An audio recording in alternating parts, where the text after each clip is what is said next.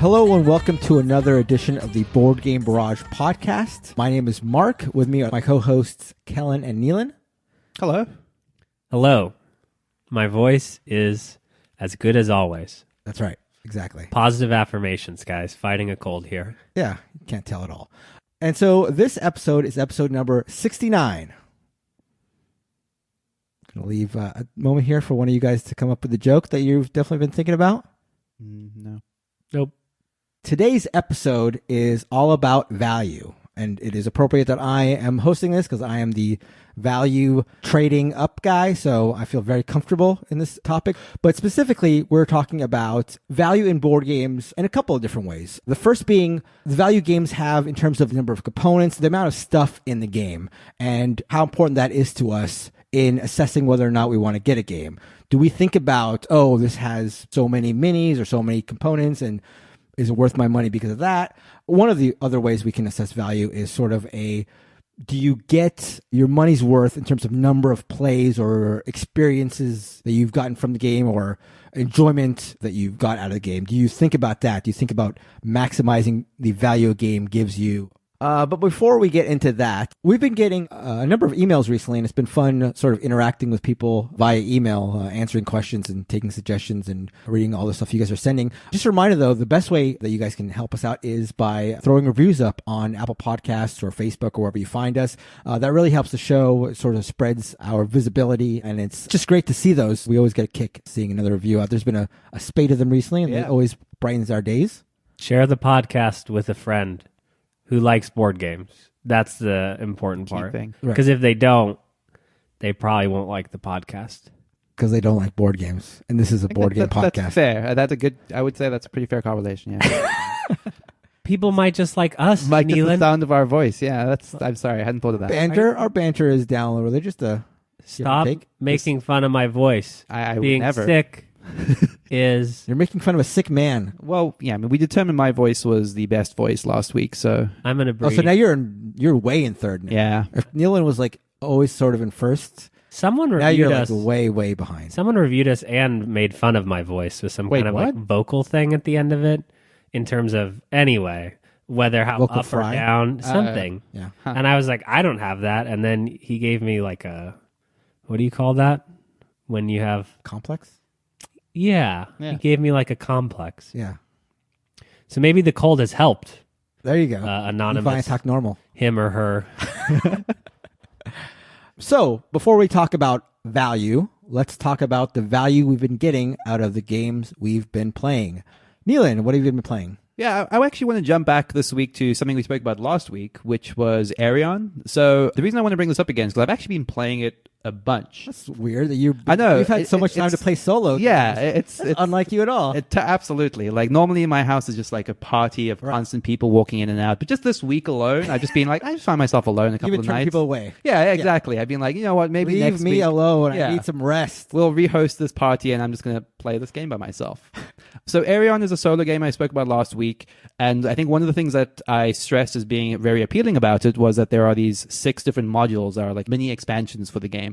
So I actually haven't been working my way through that many of them, but the second one in particular I found really compelling where, and this isn't going to sound like much necessarily, but you add these hourglass cards to the deck, and they're cards that go away if you don't acquire them immediately. So as soon as one comes out, there's this very quick decision you have to make, whether it's now is the time to try to grab for it or hope you get one of the other 2 or 3 that will pop up later in the deck. And that's just this added layer of sort of franticness to the game that I really, really enjoyed. I think what I'm trying to say is that in general, I'm enjoying the additions that all of these modules are adding to the game. And I'm actually really, really looking forward to working my way through all of them. I think a lot of the time I will not necessarily burn out on a solo game, but I've never felt this compelled to like keep playing this in quick succession. You've played now 2 expansions? I've now played, I played a couple of rounds of the first module, which was the flagship one I briefly spoke about last week. And I've now played 2 of them. And they've both been pretty positive. solid. Yeah, absolutely. The first one gives you these special powers that are sort of randomized each time and a harder ship to build using that power, which I quite enjoyed working through the different powers you have. And obviously, ostensibly, you could sort of start to combine these in weird ways once you've worked through them. I'm going to keep going back to it. Like, this might be the small solo game that I get the most life out of. The few times you get to play it. Yeah, exactly. Yeah, well, I mean, actually, you're right. Next week, everyone's going to be back in my apartment. It's going to be a mess, but I'll try find the time. I have to think there's like a math equation, which is the more complexity the game has and the more stuff you throw in it, that sort of offsets the shame. You're right. That's when just trying adding expansions. Like, how much do I have to add before I feel okay? The shame goes away. Exactly. Maybe by expansion 4 we'll have gotten rid of the shame. I'm not sure. So yeah, that's Aerion. Then also Mark and I played another small game called Overbooked. I had not heard of this one previously, so our friend Dean had it. It's by Random Skill Games, I believe it's just an independent publisher. For what it is, it's a cute little puzzle that's very easy to explain. The premise is you have a airline map, sort of an airplane, and like a seating grid. So you have 3 different sections with aisles between them, and then 4 cards, or I guess one more than the number of players presumably, come out. So we were playing 3 players, so 4 cards come out. You get a number of vouchers which you're allowed to spend on these cards. If you imagine this as similar to maybe the way Century Spice Road works, if you want a card further down the grid, you sort of put a token on each of them to get to that one. Otherwise, you take all the vouchers that are on the cards that you take. Each card has a pattern of colored discs. You then have to sort of place those discs onto your seating board in the exact pattern on that card. Some of them have like little modifiers, like they either are allowed to spread across the aisles or they can replace discs. So you find a place to put them in. Any places that are on top of discs that you had already placed, those passengers become overbooked. They go off your side and they're worth negative points at the end of the game. So you want to try to do that as little as possible. So you're trying to find empty spaces to sort of fulfill these patterns of different colored discs. In addition, all of these discs have different rules which determines how they score at the end of the game. So the biggest group of, say, blue discs is going to get you more points than another player. These are passengers. These represent passengers, yeah. They're not discs. Well, sorry, yes. I'm so cold about this, but yes. Passengers, these people, these living, breathing people that you're placing on your board. So the red one... On your plane. On your plane. Wow. It's so hard for me to not just abstract this in the worst possible sense. Yes, the living, breathing people that you're placing on your Boeing 747 in your seating grid. The red ones sort of want to be paired together. There are white ones, which are children that want to be surrounded by adults. There's a lot of little funny rules that determine how they get placed. But do you want children to fly by themselves? You don't want children to fly by themselves, exactly. Yeah. My plane had a lot of children flying by themselves, scattered all across the plane. What's the name of that plane that keeps crashing? Oh, the Jumbo Max or whatever. Yeah, if you would have, that would have been harsh. But you would have been like the Boeing 747 Max. I think it's Max. Yeah, there's a Max. Yeah, it's not 747. Anyway, that got dark, especially with your plane full of children. Yes. Yeah. But then at the end of the game, based on how you filled out this grid, you're going to be scoring a bunch of points by having big groups, by having passengers close together, all depending on their color. It has a little bit of that roll and write feel where you're either going to go hard, I can definitely fit 7 people on my plane at the start of the game. And then very quickly you discover, because I did that earlier in the game, I have no space for anyone. So by the time you get around to the end of the game, you've unintentionally screwed yourself up by your earlier choices, which were usually bad. I feel like you especially had a rough go of it at the end. Yeah. No, I was going for trying to place as many butts and seats early on. You get really constricted in that game if you start doing that. Yeah. Because you want to put the passengers out in the configuration they are on the cards without bumping anybody, because you get negative points. And it's further compounded by the fact that if you have the most overbooked passengers, you get another penalty. So you want to keep your passengers on the plane as well as you can. So if early on you try to score a lot of points by putting a lot of passengers on, now you've run out of space for the rest of the game and you just get your choices are really constricted and feels really right. Yeah, because by the end of the game, the cards are remaining are I have to put how many people in how many different spots, and that makes the voucher system especially interesting because the voucher system is your flexibility, right? The more vouchers you have, the more card options you have ostensibly. So it's a nice balance. There's a little bit of extra there of the balance of trying to keep an economy of vouchers going, so you're either getting enough and then being able to spend them effectively. Are there different classes of passengers you can have, like premium people versus first class citizens? No, not really. Because Mark would run a discount airline. That's right. Oh, yeah. Just cram them in. That's right. As much as possible. I would have no people overbooked. So this is good, great, amazing. It's good. I liked it. I think something about the way that the game was wrapping up felt a little bit weird because we were all suddenly wow, this is all bad. None of us can really do anything. Right. It felt like maybe we had slightly too many cards in the deck for a 3-player game. That's probably not true, but that felt what it felt like. At least. Yeah, that would be my chief complaint as well. And it's not really a complaint. It's just more after one play, not knowing the game. The one thing I felt bad about it is fairly early on, like about halfway through, the choices were being agonizing in a way that didn't feel great, but probably would have felt great if I had known they were coming. Exactly. So the thing I've spoken about a lot with Roll and Rights is the feeling like you were unintentionally screwed by choices you made. Right, dead by your own didn't hand. really feel that in this. I felt I was making smart choices and then still kind of got screwed because I didn't know the game especially well. Right. And yeah, who can say how much that would bear out over repeat plays? Yeah, but for a small box game, yeah. It's a clever theme. Yeah, absolutely, yeah, and it's well represented, and yeah, for Neelan the robot who doesn't care about theme. About the discs on my board all made it safely to their box. That's Overbooked. Another game that Neelan and I played. So this was a thankfully Kellen-free weekend, more or less. Let me just go the whole episode without Kellen saying anything. This would be fantastic. Yeah, well, his voice sucks, so. There is one episode in the, what do you call it? What do you Pantheon? call it? The Pantheon. Archive. The worst episode of the Board Game Barrage podcast ever recorded, where I was unavailable to record. And you, Yuckbucks, thought, well, we can do this without him. Yeah. And we did. Yeah, we did. Manage it. No one complained. Yeah, nice and easy. Yeah. If you want to hear that episode, and I don't know why you would, go to BoardGameBarrage.com, look for episode number 11. Heavy is the head that wears the crown. Maybe our best episode yet. Yeah. That is a Kellen-free episode. So we played Dinosaur Island. Curse of Valcor? That's right. So this is a game that I traded for with all the expansions. We played with none of the expansions, and yet the game still was a massive, massive table hog. I mean, part of the setup issue was trying to separate the expansion from the base game, but even after that was done, like, this game takes up the entire table. It's known for its sort of like garish 80s Miami Vice color scheme, which is all over the place. The Kickstarter version, the one I have, has a slap bracelet that I insisted the first player put on. It was Dan. So Dan was the first player. And he loved it. I told him, like, okay, who's first player? We figured out it was Dan. And I said, okay, Dan, close your eyes and put your arm out. And he's like, why? And I said, it's part of the game. Just trust me. And he was like very, very reluctant. I feel like he was half a step away from like stepping out of the game because I was going to be insistent on him doing it. And finally he put his arm out and I put the slap bracelet on him. So what Dinosaur Island is a worker placement game. You are running your own little mini Jurassic Park. Not that this game was a ripoff of Jurassic Park. There's literally literally the first time that ever occurred to me. There's a bug frozen in amber on the cover of this game. The first player marker is a bug frozen in amber. Yeah. So you're running your own little Jurassic Park, and what you're doing is you're acquiring DNA. DNA is the main resource, and you're spending your DNA, like in Jurassic Park, to build dinosaurs. So you are placing workers in one of three main spots. The first spot is to acquire DNA. The other spot is to acquire dinosaur recipes that you're placing on your island. So that becomes a type of dinosaur you can build. And the final spot is a spot to increase your capacity for storing DNA, your cold storage.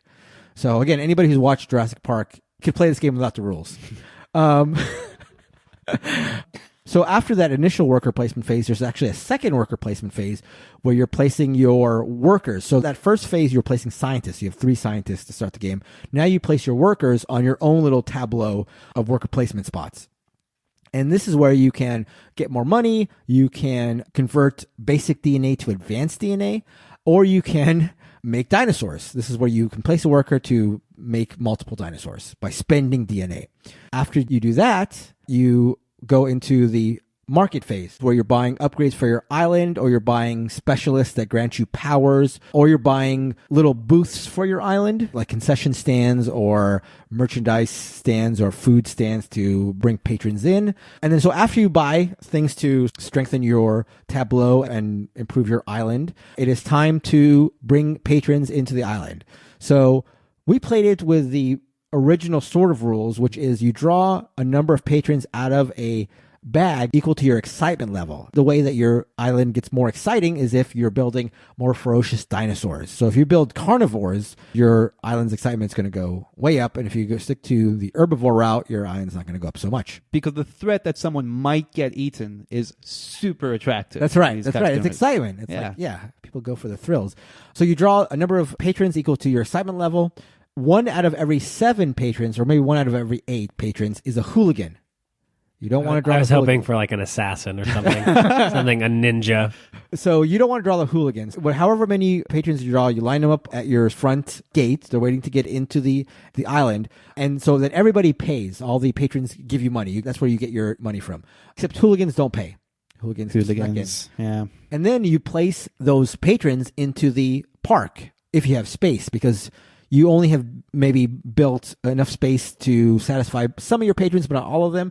And again, hooligans sneak in first. So hooligans take the spots first in the island, and then you fill up with the rest. And then what happens next is you have to check your threat level. Every round, the threat level will increase by a little margin based on the dice that have been taken, but you have to make sure that your security level is equal to or more than the threat level. And this is just like a separate track that you're... Right. These are tracks that are on your own sort of tableau. Because if your threat level exceeds your security level, dinosaurs are escaping and eating patrons. Wait, is that a global threat level and a global security? No, it's specific to you. There is one modifier which will affect all players. That's slightly randomized every turn, but right. Yeah. So the global threat level will increase between 1 and 3, but everybody has their own threat level based on the dinosaurs that they've created on the island. So as you're making the bigger and better dinosaurs, you're also increasing your threat. Right.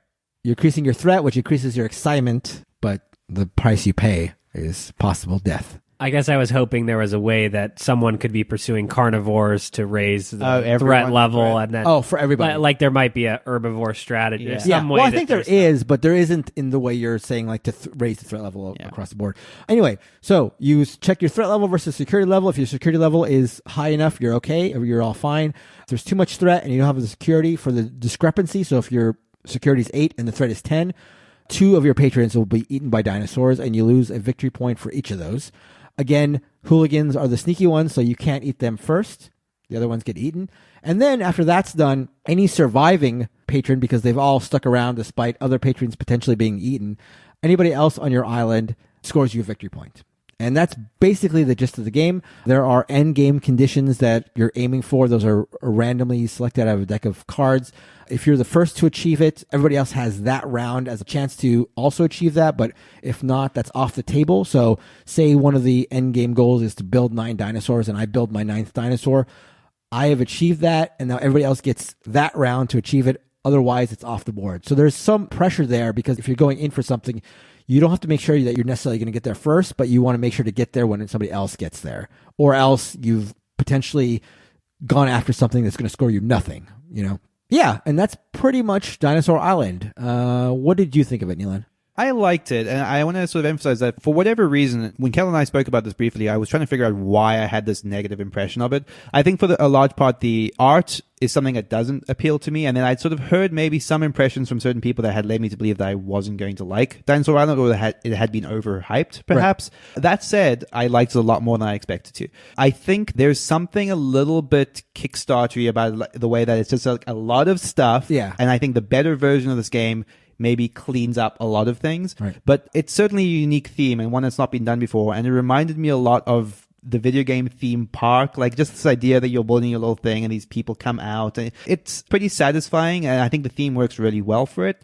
The things that I thought were specifically needed a little bit of refinement was in our game, which we played a medium game, I believe, it kind of felt like the end still came extremely suddenly. Right. And that's good and bad, right? Because it was an hour-long game, which is a very solid, medium-heavy Euro. But yeah, it played in an hour. Yeah. Which could be good, except I think everyone at the table felt like, wait, it's over? Like, I was banking on like 2 more turns of like getting my engine going. I was just starting to get going. Yeah. And I think it seems like maybe you would have to play the long game to get that experience, or maybe we were just very aggressive about pursuing those objectives. And which ends up being the most important thing, is the objectives are this big clock on the entire game. And I think if enough of people are going for them very, very early, or sort of not overcommitting, but committing themselves to going for those very early, it could just lead to a very short, unsatisfying game. I still had fun with it, though. Yeah. I would definitely want to play it again. Yeah, I've sort of like vacillated in terms of my expectations for the game, because when it first was up on Kickstarter, I just thought it was like just a crazy Kickstarter, throw everything in there and just appeal to the value mind of the people who are looking at like, oh, it's got 7 million components, I want to get it. And it's got this crazy art style, which I like. And I just thought it was Okay. Yeah. I've been quiet for so long. Yeah. The cover art is amazing. Yeah. Those boards hurt your eyes. Literally, they physically hurt my eyes to look at. Okay, but it's just really unlike most, if not any other game. Like, yeah, I don't want every game of mine to look like that, but like this game is just like some like overloaded vomiting up of color that is like, fine, we're doing this. Like, I've got a billion components. Let's just make this as garish and crazy as possible. Again, I don't like the neon 80s retro aesthetic. Yeah. It's just a personal thing. Yeah. I just also don't know why they used it for this game in particular. Like, it just doesn't really gel with the theme at all, in my opinion. It was just like a bizarre congruence of like things that didn't really make any sense to me. Yeah, right. I mean, yeah, what does Jurassic Park have to do with the Miami Vice thing? But yeah, I didn't mind it. I just thought like the entire thing was garish. Like the entire thing is like overabundant, way too much, to the point where like my attempts to fit everything back in the box at the end were comical. Like I couldn't even get close to closing the lid. So yeah, initially I thought it was this crazy Kickstarter money grab sort of situation. Then once it got released, there was a lot of positive buzz about it, and so I started thinking like, oh, I want to get my hands on a copy of this, or at least play it, because a lot of people are talking positively about it. This was a game that was designed by Jonathan Gilmour, the same designer as Dead of Winter, and I started feeling like there was starting to be a backlash that sort of felt like the same backlash that Dead of Winter sort of has, where it's like, it feels like most people are now seeing under the veneer and now they're thinking like it's not such a great game. Right. So I went back to thinking, okay, this is not a game I want. And then I just got a crazy trade offer that upped my value a bunch. So I got my hands on it. Even though I wasn't necessarily looking forward to it, I just got an offer I couldn't refuse for it. And that's why I ended up with it. So upon playing it, I just was basically playing it because, one, because it just seemed crazy, and two, because I thought I was going to sell it very soon, so I wanted to get a play of it. And there was other people in our group who wanted to play it as well. And that kind of felt like the best possible circumstance. I don't think any of us would have necessarily actively pursued it otherwise, but but like sort of half stumbling into it and being like, okay, I've heard this is not maybe the best, and then being pleasantly surprised by it. And I was, like you said, I was pleasantly surprised by it as well. Your criticisms are valid, and I share them. And I don't know if you talked about the hooligan thing as well. Oh, yeah. That was another thing that no one really liked. Yeah. What Nealon is referring to is the idea that, hooligans, if you get a bad draw, you can be really messed up during a round. And one of the players, actually Dan, the guy who got his arm slapped by the bracelet, suggested a house rule that I thought was novel, where one person draws a number of patrons and the number of hooligans that he draws are shared amongst everybody to sort of balance it out. So anyway, there is a little funkiness there that I will grant you. But the shortness of the game, considering the alternative, was good. Yeah, I mean, absolutely. I'd much rather this be a 1 hour game that you don't like because it hit you too short than being a 2.5 hour game that you just like are dying to get out of. Yeah, and especially for a game that, like I said, it's around medium weight, but there's a lot to it. Yes. Like for a game that has that much to it, to be that breezy is certainly welcome. Yeah, and breezy in terms of the amount of time and in terms of like the flow of the game. Like once you get the flow, there wasn't much rules consulting. For as many components as there are, to many like phases as there are, it's pretty streamlined. It's pretty like here to here to here, and there's not really much like confusion. Yeah, I agreed. think. And the number of components, I don't know what the retail version looks like, but we get like this massive bag of plastic dinosaurs, which it's hard to deny how like fun it is to like dig in a crazy big bag of dinosaurs and like find the one that you want. And that's sort of cool. Sure. And the coins we had were nice, heavy, like coins that clinked together and like gave like a sort of gravity to it. So yeah, I was pleasantly surprised. I don't know how much I want to keep it in my collection. Like I think I still will have it up for trade and for sale. It's not, I don't think one of my favorites. I don't think it's ever going to get there, but I would definitely want to try out I don't think I'd ever want to play a short game, because now that I know how long a medium game goes, that feels quite short. Yeah. It feels quite short, but I wouldn't mind trying a long game to see if like a more fleshed out experience. Yeah, if that long game goes for 90 minutes, I mean that fun. feels great. Yeah, right. Yeah. I think that what is interesting to me, and this is going to be another one of those, you didn't say the word fun, so it must not be fun situations, but it's obviously undeniably appealing, the theme. You're kind of smiling as you describe it, but I don't think there was one mechanism that either the two of you were sort of like, this was interesting. It all felt sort of, here's worker placement, here's recipes, here's upgrading, here's keeping 2 tracks in line, here's drawing cards and sort of ending the round. Yeah, I think that's absolutely valid. There was nothing I thought that was clever mechanically, but it was a good implementation of it was about as good as an implementation of the theme as you could get by just cobbling. Yeah, agreed. That's a very good thing you picked up on. Yeah, nothing in terms of the mechanics of the game. There's nothing that's like Nealon said, clever or interesting. But I want to try it. I mean, I think that's the appeal of the theme, which they also just shamelessly stole. So there's a little bit of right. That's also... little bit of that, but yeah. So that was Dinosaur Island. Another game that we all got to play together that we have been really excited to try. A member of our Discord group, which you can find at boardgamebarrage.com/Discord, Woggers, has been singing the praises of Lancaster. I think it's his favorite game of all time. Oh, wow. Yeah. Lancaster is a modified worker placement Eurogame, but Eurogame in the classic sense, where all your decisions mean something, and it's quite brutal and mean. In Lancaster, everyone has a set of knights, and those knights have a value of 1, 2, 3, or 4. And you start the game with some of the lower level knights, and you're trying to upgrade those knights. You are placing your workers in England and hoping that they still stay there by the end of the round. Everyone else at the table can use their knights, and they can upgrade their knights with squires to take you out of a space, and then they're in that space. So it becomes this very extremely frustrating, upsetting, mean thing where you're constantly blocking and basically attacking each other in a Euro game. And you're all desperately seeking that bonus of whatever it's going to get you. A space may allow you to upgrade a knight or get a new level 1 knight, or a space may help you in the battle with France. There are battles taking place at the bottom right-hand corner of the board where you can commit knights to just score victory points. If someone bumps you off a space, you still have the ability to use that knight again, but you lose all the squires that you had committed to that battle. So the best thing that can happen in a 3-player game is for Mark and Nealon to be fighting over and over again on one space. That's exactly what you want to see in Lancaster. There is an extremely clever system that I don't feel like I have personally seen in any Euro game ever, perhaps, where there are 3 laws or rules or decrees that are in place, which is sort of like, if you have placed 3 knights in England, then you score 5 victory points. And that is the law for that turn. But there are 3 new laws that could come into effect, and everyone gets to vote on whether they want those laws to come in and cascade and take out some of the older laws. But what that means is you acquire noblemen to get more votes to allow you to affect these votes, because you go into a voting round and everyone has a yes or a no chit, as well as all the voting cubes they've acquired that round. And that really turns the game up a notch from sort of a standard Euro game with a cool blocking flair to something where you're kind of having to plan around laws that may or may not be, right, but also adds a strong diplomatic element to it, as you want to be in conjunction with other players who also want a thing. Mm-hmm. You know, if Nealon and I could score 5 victory points with a law passing, then I can count on the 2 of us to try to make it happen to stop Mark, who unfortunately won our game of Lancaster. You can even plan in that, because voting cubes are public knowledge, so you can see that your ally in one of the votes has a number of voting cubes, and you can just say hey, I'll commit something here to make sure Mark doesn't get it, if you commit something there to make sure we get this. So you can actually negotiate, which is sort of cool.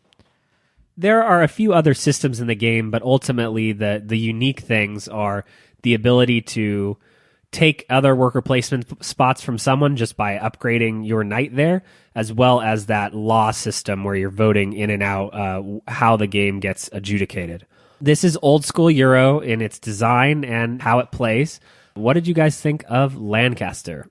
I liked it a lot. I thought it was very, very clever. I think the vote system was definitely the highlight for me, but I think the way that the worker placement board, I think we also, it reminded us a little bit of Keyflower, and then it's just that it's a very mean, a bunch of sort of simultaneous almost auctions where there are these spots on the boards, and I might commit 3 squires to go here and my number 2 knight, but then I know Mark has his number 3 knight available, and who knows how many squires he has behind his screen, so I'm a little bit anxious that he might come in, beat me out, and I've just lost those squires permanently. So those decisions always feel very weighty, because I could overcommit on squires, but then I'm spending those squires effectively as well, but that at least means that I'm less likely to lose them to Mark.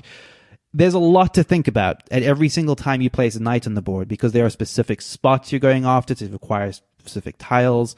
It just felt like every decision was agonizing, and there were very few spaces to do all the things that you wanted to be able to do.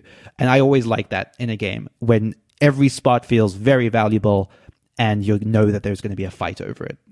I feel like all the decisions are both like painful and pleasurable at the same time. Like, so there's the idea that you're going to overcommit squires. Like, you really want a space, so you're going to put more squires out that you think are necessary. And often when that happened in our game, those spots did go uncontested. So you sort of feel like, I'm an idiot. Why did I spend all these squires? But you got what you wanted, and maybe if you'd spent less squires, you would have been challenged. But you still feel like that was a poor move. And then I agree, like, when you get bumped off a spot, it feels bad, especially if you've committed squires. But there's also a strategy there, because sometimes you do want to get bumped off, because then you get the knight back. You lose the squires that you committed, but you get the knight back, and then you have a better idea of what the board looks like. There were a lot of times where I placed a guy out there with no squires, almost knowing that I was going to get bumped because I placed a low knight, but looking forward to it because it wasn't going to cost me anything, but instead it was going to give me more information about the board state. So there's a lot of like give and take in the game, which I really liked. This is the best kind of Euro design, in my opinion, where you aren't arguing about whether the 4 different paths to victory are balanced.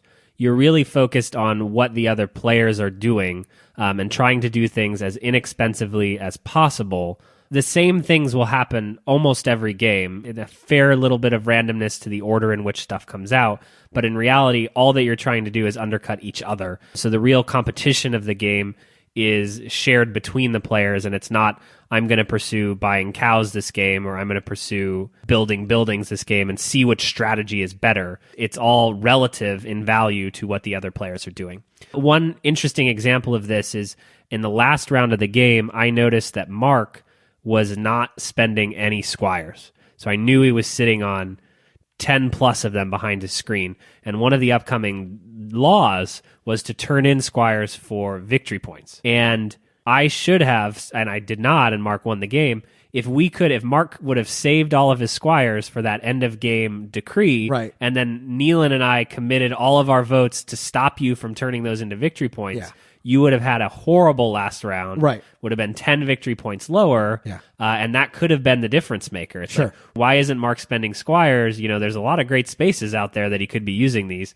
Oh, he's saving it for that. How can I hurt that situation? Right. And squires have another value at the end of the game as a tiebreaker. There are 3 ways that you get end of game points. One being how much you've built at your castle. The other being the strength of the knights that you've acquired. And the last being how many nobles you've acquired. So you're holding on to squires, A, for placing them out on the board and bumping people, but also you might be holding them out because you were thinking you're going to need them for a tiebreaker for this end of game scoring.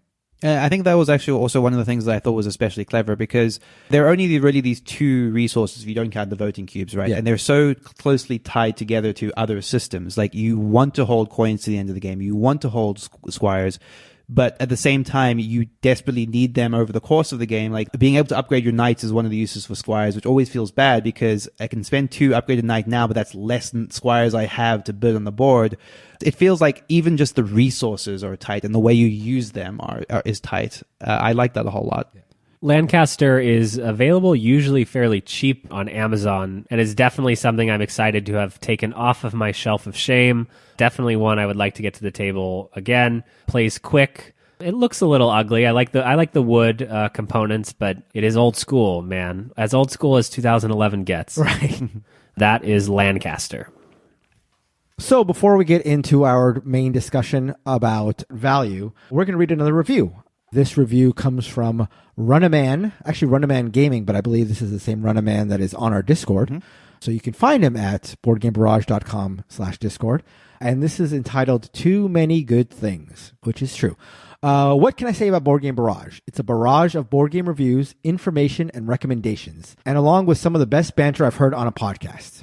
Neelan, Mark, and Kellen all have their own style and tastes in board games, which makes for excellent discussion of everything from party games to heavy Euros. I've listened through the entire series already and have started listening through it again. So that is going to up our download numbers, which is great. So take that third lap, Runaman, whenever you get a chance. Yeah, just keep going. That's right. So thanks so much, Runaman, for that review. And again, we love getting them. So please, if you have a chance and you like the podcast, please give us a review. It makes us feel good about ourselves. It does. What? That's very true. That's very true, but it just I'm very, very candid. Yeah, you are a very candid man. So let's talk about value. What do we value? What are your values? I value the two of you. Aw, how sweet. But no, let's dive in with what we mentioned earlier in terms of value per component, for lack of a better term, in the box. I know some people, when a Kickstarter is released, I think there are like people who are into like minis. There are like boards devoted to like how many minis per box. And like, I think people break it down to like this game has like one mini per 52 cents. Like it's like 52 cents a mini for this box. So I think that's legitimately a thing. I think actually that makes a lot of sense for a certain audience. Like if you're after just the joy of collecting, like in painting minis, maybe. Right. I can see that. And I guess maybe repurposing them. I don't know. But obviously that doesn't have to be restricted to just minis. There's people who are concerned with the number of just general components. And that's always a selling point, I think, with Kickstarter. One of the big splash headlines you see on a lot of Kickstarter are 106 components in this box. Or like, ooh, I was going to say 108. Isn't that weird? Oh, look at that. And Kellen was definitely going to say 107. Uh-huh. Yes. So how important is component count to you guys? Anything to me, it's actually weirdly a negative, reflecting on our Dinosaur Island experience. Like, I don't know, there's something about, I remember like opening up something like Escape Plan and just how much stuff there is in terms of setup. That's almost like a completely separate thing, but I'm always looking for the game that does more with less in the ideal sense. It depends on the game. Like Gloomhaven, I think the appeal of that game, for example, is that it just has so much stuff in the box, so it's going to last you ostensibly forever. I don't know, it's never been a big consideration for me. I want to believe that the amount of stuff that's in the box is the right amount of stuff. And I rarely feel that the Kickstarter model is in support of that so much as just giving you more things. Right. And I have a weird little hesitation sometimes. So does it make sense to ask you the question that if there were two games that you liked as well as each other and one had fewer components than the other one, all other things being equal, would you prefer a game with fewer components? I mean, I think so, just from the purposes of like setup time and complexity and that sort of thing. Because like I think the thing that sometimes happens, say A Feast for Odin, which is one of my favorite games, is like you break that out and there is just so much stuff. It just keeps coming out and people look at it and be like, yeah, right. What have I gotten myself into, right? It's daunting. And even just like the amount of content can be like a mental burden, even when you're playing a game, because you're just like looking around the table. It's like, oh, I have to look here, I have to look over here, I have to look here. You know, it's just, there's a lot more to keep in mind when you're playing a game like that. Yeah, it's interesting. It's never been a strong factor either in way. me, Right. yeah, liking a game. Or I should say, having a more stuff has never been a strong factor in me liking a game. What are you, Kellen? I think that the thing that I always feel like people get wrong is they don't take into account how much money it costs to playtest a game and how much money artwork costs. Because there are many games I feel like that I have in my collection that I would have spent $10 more on if the artwork was just improved. Like if they had just done a unique illustration on every piece. So when people get obsessed about the component count of a game, I get really confused because they literally start adding it up and start going, it's tremendous value. Yeah. The value of a game has nothing to do, has nothing to do with the components. Yeah. The value is how much fun that game is. Although it could be argued that quality of components adds to that like sort of aesthetic. Yeah, I wouldn't say it has no bearing. Right. I think there's a game, for example, like Scythe, I think is such a great example of the quality of what you got. Backing Scythe on Kickstarter, they delivered. Man, you open that, you've got beautiful illustrations. You combine that with the plastic figures, you've got metal money, everything feels very tactile, rich. You've got component storage. You've got so much in that box that at no point did I question the value for money of buying Scythe. Yeah. And to Scythe's credit, like all of those upgrades were just upgrades. Like none of it felt like it was bolted onto the game itself, which is, one of the things I feel like with your average CMON Kickstarter is you start to question like how much the added components are adding to the game. And it's something we even mentioned about with, well, we sort of briefly alluded to with like Dinosaur Island is all of these expansions add a lot more stuff to the box, but we have no idea how valuable that is for the purposes of the game. You don't think the CMON version of Council of Four with the with the four minis that literally do nothing? Yeah, but just sit in front of yeah, you had miniatures for your player color marker, basically. Right. Yeah, that was absurd.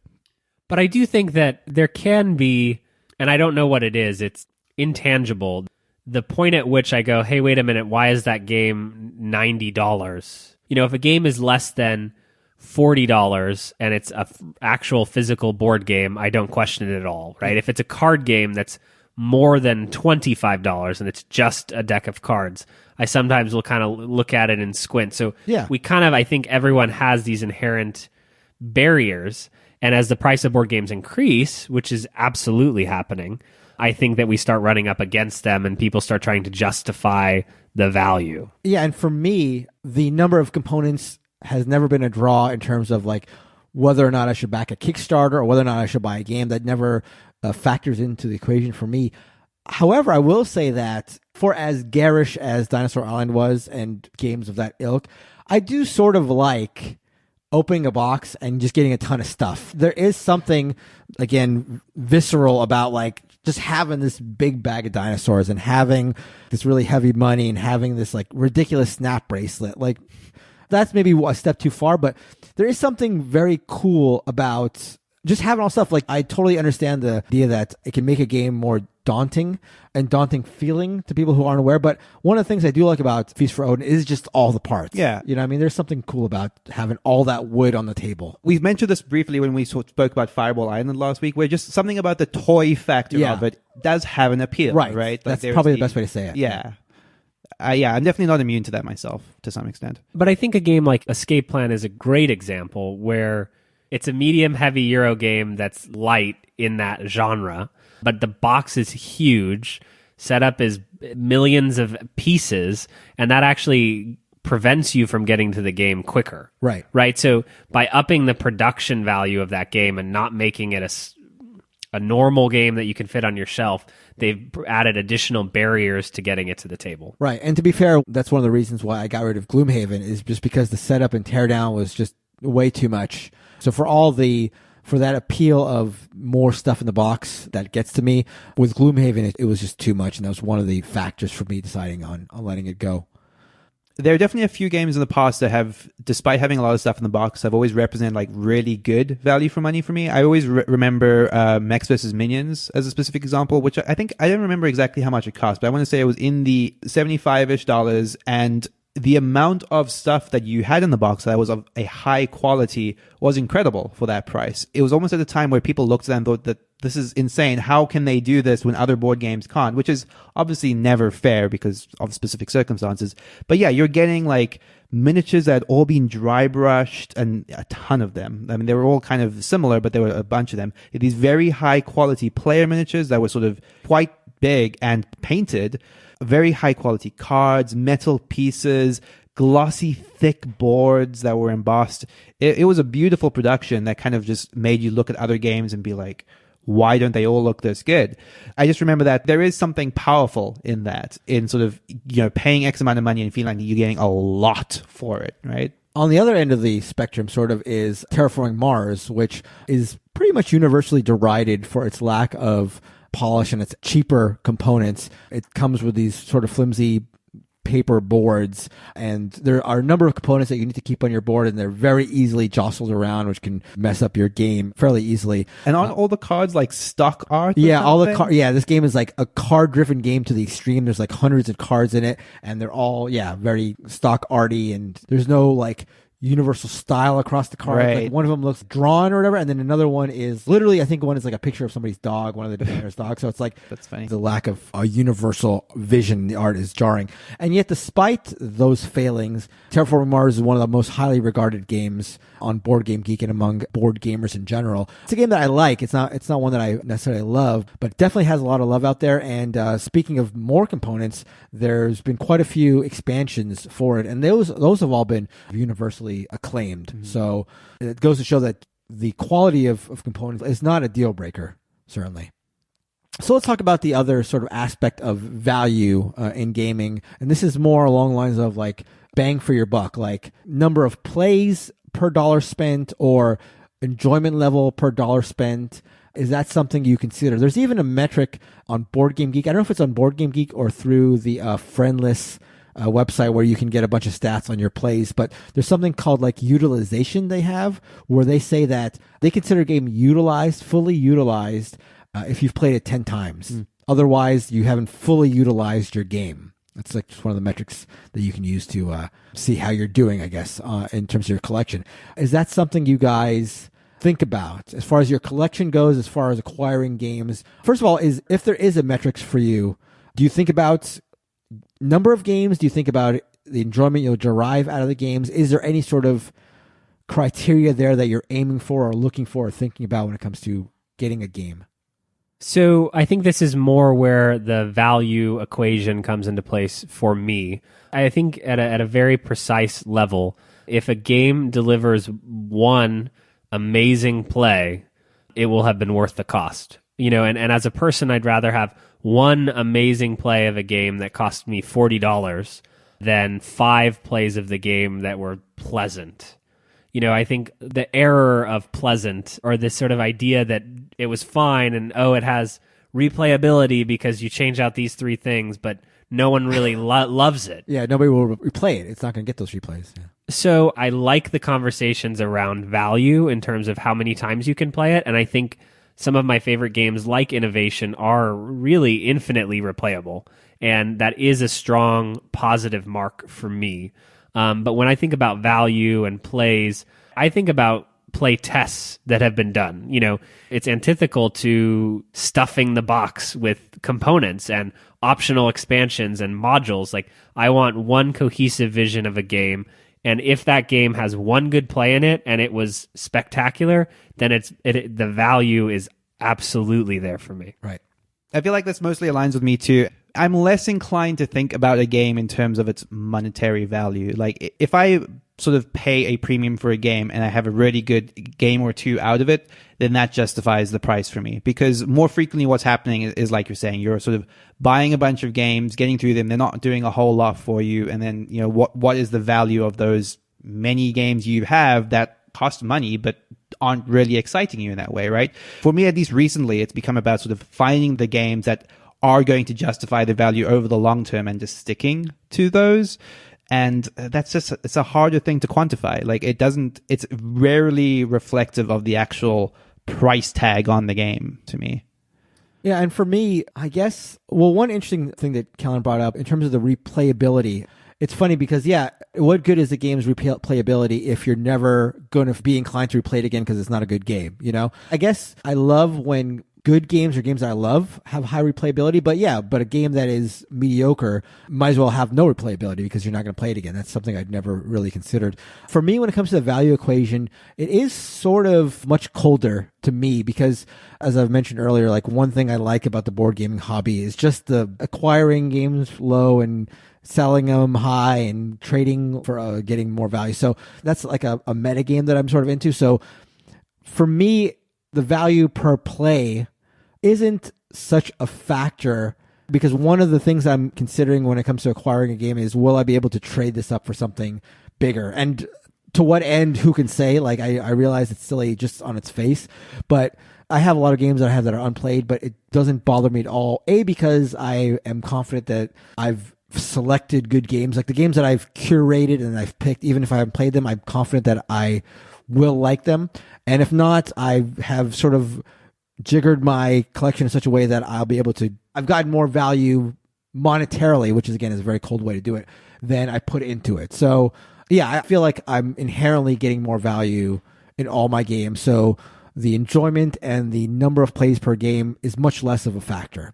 I do want to make the broad caveat that depending on where you are in your life, money may be much more valuable. Absolutely. We've done an episode early on in the podcast history on the best games that are $20 or less.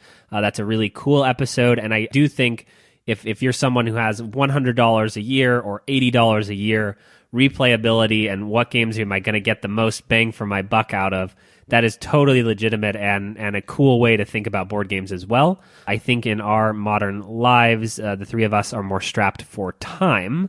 And as that equation changes, what becomes valuable changes. Right. But I always love seeing those things on BGG where someone's like, Dominion has costed me 7 cents per play. Right. And you're like, wow, that's crazy. Yeah. We could have gone to the movies, and that was $15 for one person, $30 for two people, but we spent 14 cents. Yeah. That is interesting. Yeah, in that regard, it's something I'm trying to be more cognizant as we talk about games more. Like when we spoke about Hyperborea and mentioned that it's available for $20, like that is increasingly important to a lot of people, even if it isn't necessarily for us. So it's definitely something to, it does have value. It's worth considering when you're thinking about if you can get this, medium weight solid Eurogame for $20, and why pay $80 for a different one? But I think we're in a unique position where we can provide that service without it necessarily hurting our perspective on the game. Yeah, and I think the average board gamer, as you acquire more and more games, what becomes valuable will change. Yeah. Once you have a game for every group that you have, 2 players, 3 players, party games, non-party games, then you're suddenly evaluating games against your own games because just acquiring it to play at once is not that valuable, perhaps. Loses its luster, definitely. So that's going to do it for our talk about value. But before we wrap up the show, we're going to go around talking about things we're looking forward to in the upcoming week or weeks as far as the board gaming hobby. Who wants to start? Again. Go for it. This past week, I had the opportunity to record an episode of the Victory Points podcast with Becca Scott. This is a new board game podcast that's new to the LA area. Becca Scott is not new. She does work for Geek and Sundry on Game the Game. So I went to their studio and recorded a podcast with an actual producer, which was cool, instead of a producer. Who's the producer here? Is producer? I think actually I'm the producer. I think here. you basically are. Yeah. I'm the producer. You're the editor. Right. Yeah. So Victory Points is a cool podcast. Becca Scott is cool. That episode should be coming out this week. We'll definitely be linking to it everywhere. We had a good time. We talked a lot about Cosmic Encounter. We talked about social games, and we talked about kind of coming out as a nerd and what that's all about. So it was a very interesting discussion. And that's going to be available on YouTube soon, right? Yeah, I don't. Why are you bringing that up, Mark? So yeah, you'll be able to see Kellen in living color on all your YouTubes. Do you have something? Yeah, I mean, the stuff I'm looking forward to is going to be pretty close to yours. Is the Strategicon map that's trade? mine. Yeah. So specifically because I ended up accidentally acquiring about 5 new games that I didn't really mean to. So the way a math trade works is you don't exactly know what you're going to get out. So I like each of the individual trades I sort of went for, but I wasn't expecting to get all of them. Right. So I'm getting like 5 new games next weekend, and that's always exciting. And half of those are mine. I should have just bought Yeah, them. exactly. You could have bought them today, Mark. Yeah, exactly. Now we've all coughed. Gotcha.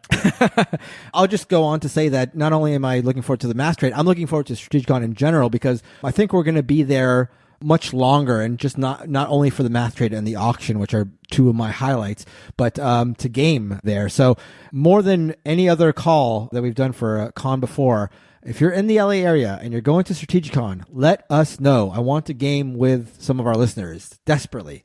We haven't done enough of it, and I really want to do so. You can find us at boardgamebarrage.com/Discord to yell for Mark to play games with.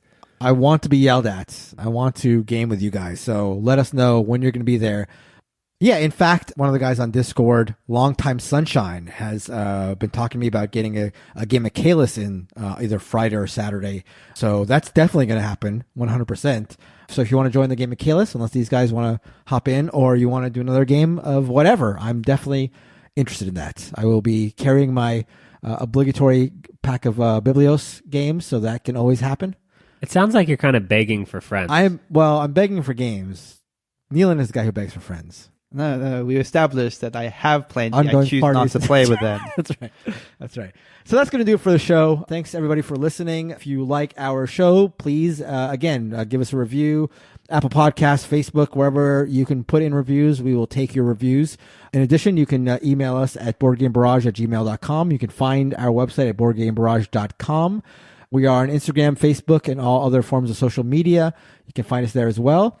As always, a big thank you to Heart Society for our intro and outro song, What's on Your Mind, Kid? You can find them at heartsocietymusic.com. And that'll wrap it up. See you guys next week. Bye-bye. So long.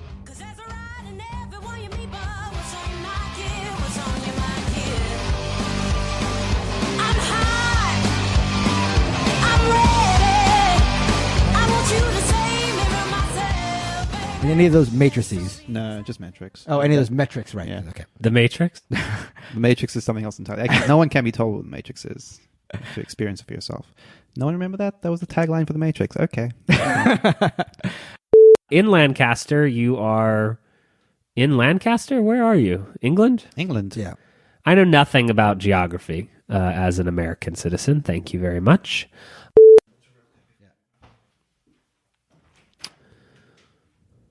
All right, he's gone. What are we going to talk about?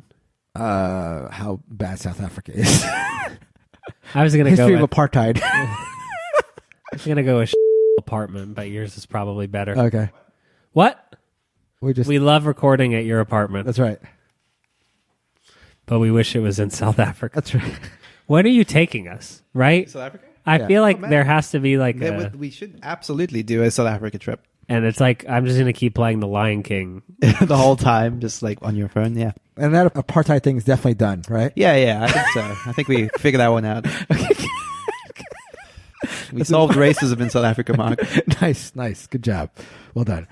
Okay. Let's get back into it. All right. I think